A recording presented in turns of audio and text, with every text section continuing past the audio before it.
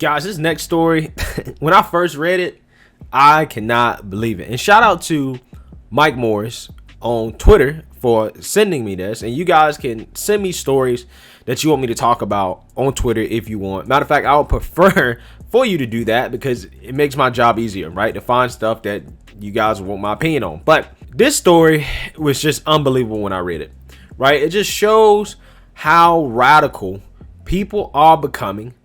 And that, like Candace Owens said, and a lot of other people said, at some point, far left liberalism and super wokeism is going to convince black people to go back to segregation, that you should be segregated again. But before we get into that, my name is Greg Foreman, and you're watching A Black Conservative Perspective. Make sure you like, comment, and subscribe. Most importantly, share A Black Conservative Perspective, aka a leftist worst nightmare. You can also follow me on Twitter at GForemanBCP. Let's get it. All right, guys. So this story that's originally from the Daily Mail. There's a great summary on it from New York Post, short and sweet, like I like it.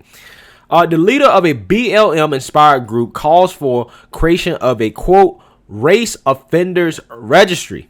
Sounds like a sex offender registry to me. A UK activist who calls herself the quote Black Panther of Oxford wants to create a race offenders registry that will bar alleged racists from getting work or living near communities of color. Whew, man, these ideas are nuts, man. Sasha Johnson, 26, divulged the agenda for the Take the Initiative Party, a political group in the UK that's inspired by Black Lives Matter. The Registry of Racists is similar. Registry of Racists. The Registry of Racists is similar to the Sex Offenders Registry, Johnson told the Daily Mail.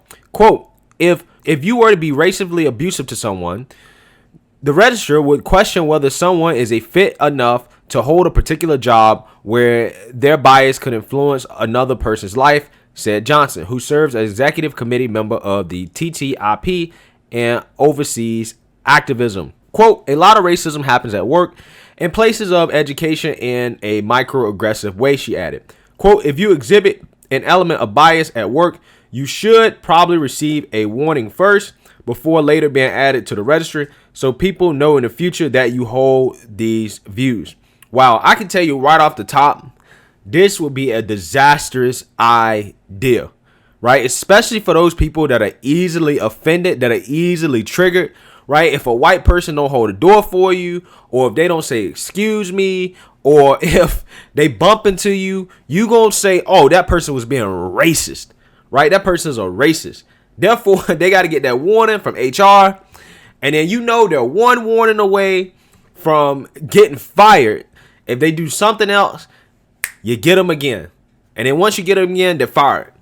With this type of system, I mean, we might as well not even come to work. Don't go to work with anybody that's of a different race. Because if you go to work with anybody of a different race, you probably going to be put on this registry. Right? Because all they got to do is just perceive. Remember, they said microaggressions, guys. So it doesn't have to be anything super legit. They don't have to say the N-word. They don't have to call you a slur. It can be a microaggression. If you don't get a promotion over a white person, right? You can just go to HR and be like, hey, my boss is being racist because he gave a white person a promotion over me, and I feel like I deserve a promotion instead of them. So he got to get that warning. He got to be put on the registry of racists so that everybody knows this man is a racist for sure. Ruin his life. That's what this is about. The National Registry will also bar alleged offenders from living near ethnic minority groups and include anyone accused or charged with a race crime. Quote, if you're living in a majority colored neighborhood, you shouldn't reside there because you're at risk to those people. Just like if a sex offender lived next to a school, he would be at risk to those children, Johnson explained. Again, I mean, she's trying to compare being a quote unquote racist or being on this racist registry to being a sex offender, right? A sex offender has been tried and convicted of a crime. Right. And then they're put on the registry. People that have been accused of racist don't get a trial. Right. Unless you're going to have to set up some type of trial where you can go through the process of proving guilt. Right. I don't understand how you would prove guilt of somebody being racist. But unless you have some type of justice system like that for racists. Yeah, this stuff is so ridiculous. Unless you have something like that, you can't compare it to a sex offender registry. Those are two different things. Two entirely different things. That the standards for what it takes to get on a sex offender registry means that you actually have to be convicted, right? Just because somebody accuses you of something doesn't necessarily mean you automatically are put on the registry, right? This right here, a race registry, if somebody just accuses you of being racist or having some type of microaggressions, you get put on it. Obviously, this person's from the UK, so I'm not going to say a Democrat, but she's definitely a far left liberal radical for sure. They love this type of stuff, right? They love lists. They love putting their political enemies on a list and trying to call people out and trying to ruin people's lives just because they have a difference of opinion. Because your worldview is different from their worldview. You think they should be shamed and shunned and banned from society. I mean, it's really ridiculous, man. She said BLM first hatched the idea of a registry and presented it to the TTIP at a conference. TTIP was formed over the summer as protests against racial inequality swept the globe following the police killing of George Floyd in Minnesota in late May. The group also called for reparations in the form of tax breaks for black communities.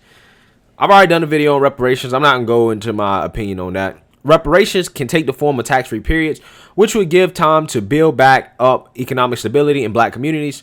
Johnson said, quote, "We have to remember that the Jewish community received reparations for the Holocaust, and no one speaks about forgetting the Holocaust." All right. So I also think I read that Miss Sasha Johnson also on her Instagram talked about enslaving white people. And I tried to look for that. I tried to find it to see if I can show you guys, see if that's actually what she was talking about, but I couldn't find it. There you have it, guys. I mean, could you imagine being in the workplace? You're having to worry about a list like this. I mean, this is a terrible idea, but it just goes to show, like the article said, that, you know, this is just another example how some of these people just want to be segregated again. They want to go back to Jim Crow. They want to go back to segregation, the 1940s, 50s, 60s, right? Which they complain was a horrible time for black people, by the way. That's what they say. They keep telling us that, hey, you know what? We don't want to be with white people, you know? And, you know, we're going to try to shun each one that doesn't allow my beliefs, that doesn't believe in my worldview, that I think is racist. And, again, this is just another example of that. So, let me know what you guys think. Make sure you like, comment, and subscribe. Most importantly, share a black conservative perspective. Peace.